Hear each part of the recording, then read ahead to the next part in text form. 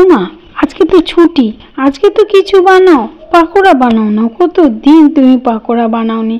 আমি বললাম আচ্ছা চল, দুজনে মিলে না ছাদে গিয়ে খাওয়াবো, হেভি লাগবে বলো মা। বলে ঠিক আছে তাই হবে, বলে ডাল ভিজিয়ে দিলাম, একটু পাঁচমিশালি ডাল ছিল আর একটু মসুর ডাল দিয়ে ভিজিয়ে দিলাম। ভিজিয়ে 2 ঘন্টা হয়েছে, তারপরে জল ছেঁকে নিয়ে আমি এইটা পেস্ট করে নিয়েছি। পেস্টটা একটু আধা মানে একটু দানা দানা থাকবে, তবেই বেশি ভাল লাগবে। আর বেশ কিছুটা মানে 2টো বড় বড় পেঁয়াজ কুচি দিয়ে মেখে নিয়েছি, সেই ভিডিওটা স্কিপ করে গেছি কোনো কারণে। যাই হোক, আর কাঁচা লঙ্কা কেটে নিয়েছি আর নিয়েছি ধনেপাতা কুচি। এবারে সেইগুলোকে বলছে দাও না মা আমিই মাখি একটু। আমি মাখো বলে এই তো ধনেপাতা দিয়েছে, কাঁচা লঙ্কা দিয়েছে, তারপরে তো যা একটা করেছে কি আর বলবো। কিন্তু যাই করুক খেতে কিন্তু অসাধারণ হয়েছিল। আর তার থেকে বড় কথা যে মা মেয়ে দুজনে বসে যখন খাচ্ছি না, এই যেতে দিয়ে দিলাম কাঁচা লঙ্কা কুচি আর ধনেপাতা কুচি, আর দিয়ে দিয়েছি সামান্য নুন, এটা মেয়েই দিচ্ছে। আর আমি কথা বলতে না বলতে একটু আবার লঙ্কার কুচো দিয়ে দিল, আবার চিলি ফ্লেক্স আর কি। মা একটু বেকিং সোডা, কি রে বেকিং সোডা কেন দিলি?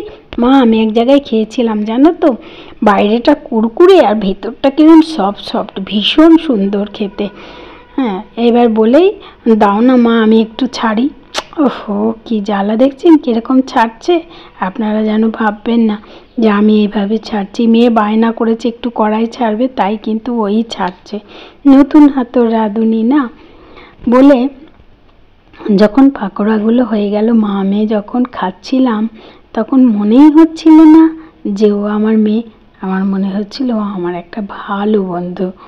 আর গলা জড়িয়ে বলছে বলো মা আমরা দুজনে বন্ধু। হলো অবশ্যই, মানে বন্ধুর ফিলিংস এত ভালো ছিল যে কি বলবো, মনেই হচ্ছিল না যে আমি মেয়ের সঙ্গে একসাথে খাচ্ছি।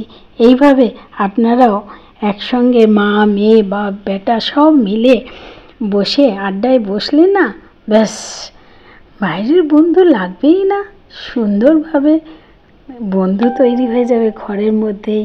মা মেয়ের বন্ধু, মেয়ে মায়ের বন্ধু, বাবা ছেলের বন্ধু, ছেলে বাবার বন্ধু, অসাধারণ লাগবে। এই মানে ছোট ছোট এই পার্টিগুলো না মানে সম্পর্কটাকে একটু করে ঝালাই করে দেয়, দারুণ লাগে। এইসব পাকোড়া, এইসব খাবার জাতীয় জিনিস যেগুলো বেশ বসে আড্ডা মেরে মেরে খেতে হয়। আবার কয়েকটা দিয়ে দিলাম এইভাবে, কারণ অল্প অল্প করে ভাজলে ভাজাটা ভালো হচ্ছিল। অসাধারণ খেতে লাগছিল, দারুণ।